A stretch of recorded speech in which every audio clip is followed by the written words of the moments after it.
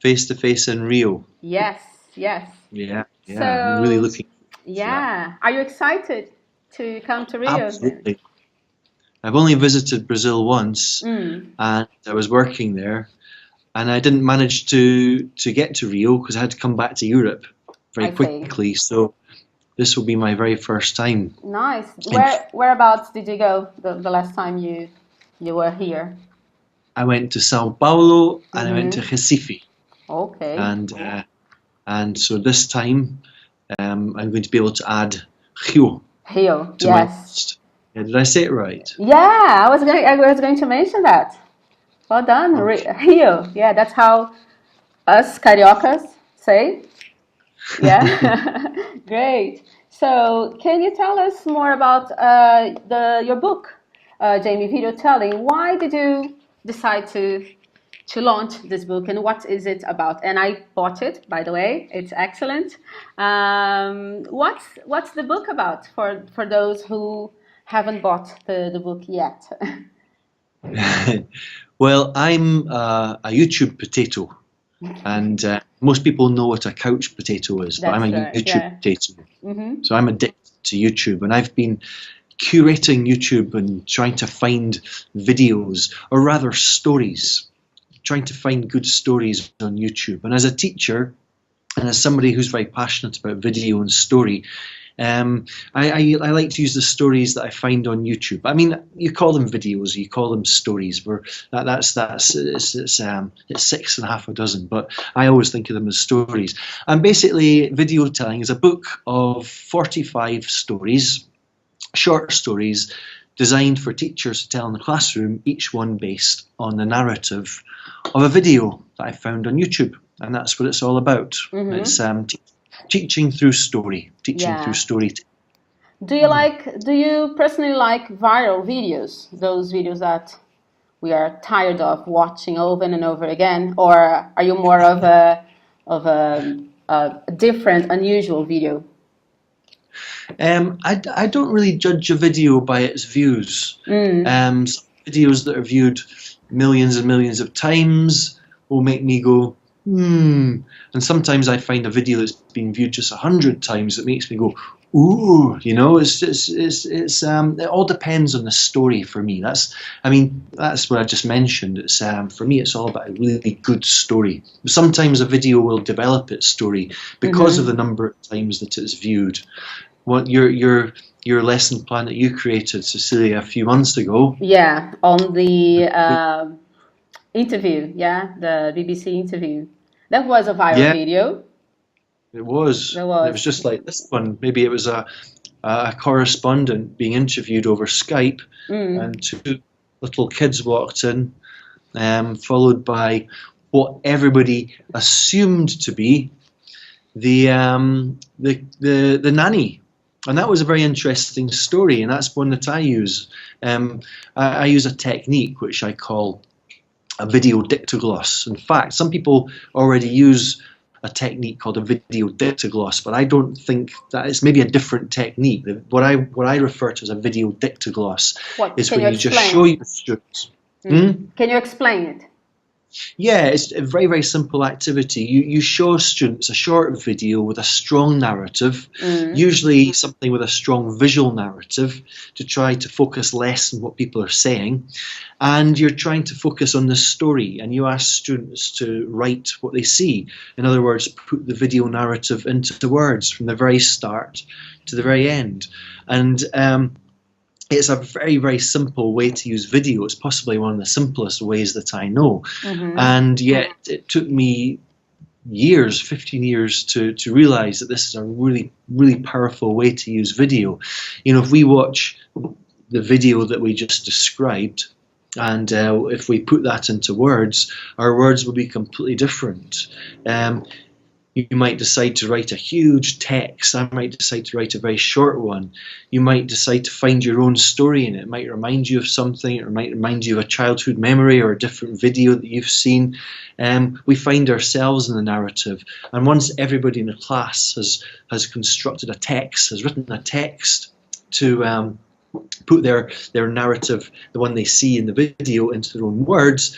Everybody can compare the text that they write, compare their language choices, compare the details that they draw attention to, and finally the teacher can give the students a text that he or she has already prepared. Right. And students can compare what they've written with the teacher's text. So there's no information gap here in a sense, and a lot of teachers think there has to be an information gap. There doesn't. In my experience, the fact that there's a comparison, students comparing their own text with each other's, is enough to engage them with this activity without the need for a standard information gap. And it's very interesting. We want engagement from them, right? And I use this video you've chosen because we can all find out if students, if they've not seen it, do they make that assumption that the woman is the naddy? And still a lot of people haven't seen it, so it's quite a good video to use for that activity. Oh, I'm glad you liked it. Have you watched any video recently that you would perhaps you would add to the video telling book? Yeah, I mean, I find videos every week, and I have a mailing list, and every Sunday night I send out something to my subscribers, and sometimes I send them out a video and say, look, I found this video, I'm wondering what you would do with it. I've got some ideas, but what do you think of it? What would you do with it? And invariably, what I tend to do with mine is to create a text, a story, so you've got the video and you've got a story text. And so my most recent discovery would be a video which is called The Bucket. Mm-hmm. And I fall in love with videos. I fell in love with and it's a great video. Have you seen it? No, not yet. No. You've not seen it? No. Yet. And it's a man in Texas. He lives alone. His name is John. I forget his surname, but he's a real person. Right. And he lives alone in the desert in southwest Texas. And he decided to get a bucket of water and put a GoPro camera in a waterproof case at the bottom of the bucket, looking upwards. And he just decided to film it and find out who or what would come to the bucket and drink from it, because it was a hot day in the Texan desert. And it's the first thing that happened was some birds landed in the bucket and they took a drink, followed by a thirsty rabbit which leaned against the bucket and stuck its nose in. After that, there was two roosters, his roosters, the roosters that live in the shed. They'd been wrestling, so they were thirsty. Then there was a burro, a wild Texan donkey came and took a drink, and finally his Texan longhorn steer, which is like an ox, came and took. It was just a fantastic visual narrative, looking up at this beautiful sunny day with these big close-up of these animals taking drinks, with the contrast between the hot sun and the cool water. And watching this video made me feel really thirsty. So this was my most recent discovery, and I've put a lesson plan based on the bucket video on my website, Lovely. Lesson Stream. So it's there. I'm going to leave the link. Yeah, definitely. And how do you find out those videos? Is there I don't know, how do you find out those videos? Do you come across them? Do your friends send you videos? How do you dig in? How do you do it? Well, you know what, Cecilia, I think it's less about how you find the videos and more about recognizing a story. Mm-hmm. I mean, as human beings that take part in this thing that we call life, right? We're all constantly receiving an inexhaustible supply of narratives that pass us by, you know, and we all know this, but sometimes I think people who are, let's say, good writers or novelists, in any case, people who are good comedians, they're good at recognizing a story when they see one, so they hold on to it. And I think that you, for example, Cecilia, when you created that lesson plan based on the video that we were talking about, you saw that there was a story there.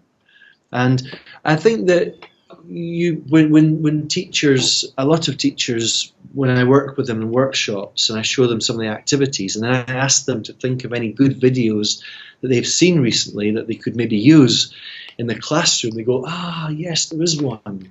So they did receive that video. It came to them, that video found them, whether they found it on Facebook, whether someone shared it, however it came to them.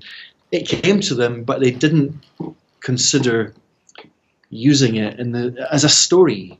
Mm-hmm. And so I think that's the frame to get into. If you're interested in what I call video telling, it's much more important in recognizing a story, recognizing a narrative that comes to you, rather than going out into the world of the internet and actually looking for one. I can spend a lot of time online looking for new videos without finding anything at all, but the best ones sometimes just find you. Mm-hmm. Yeah.